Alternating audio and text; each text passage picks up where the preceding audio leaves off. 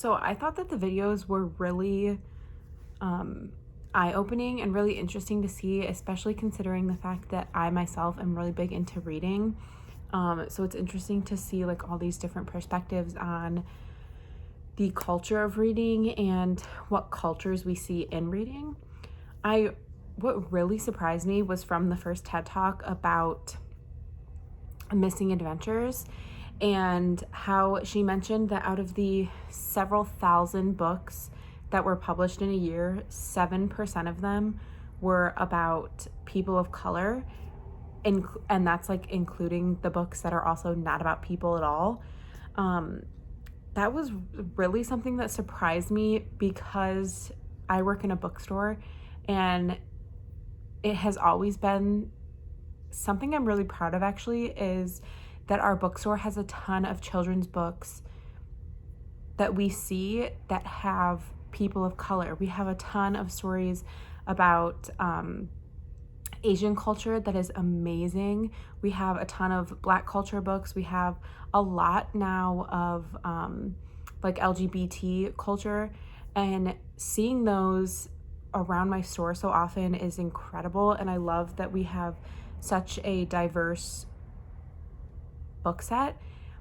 But then to hear the book or the video say that it's such a small percentage of the books that are published each year that are about people of color was really shocking to me, based off of my personal experience of seeing the representation in the store I work at. So that was something that definitely made me think about how many more, what the ratio is, how skewed it is of, for every book that I see in my store that's diverse, how many books there are of white culture, or like the nuclear family culture, or heteronormative culture. So that was really something interesting. And then for the second video, I also really liked how Grace Lin talked about The Wizard of Oz and how the story she ended up writing that became really famous around the world and she got an honor for and everything was kind of like the Chinese version of Wizard of Oz. And I just thought it was incredible about how her whole talk was about how children need to read books about themselves, but also by people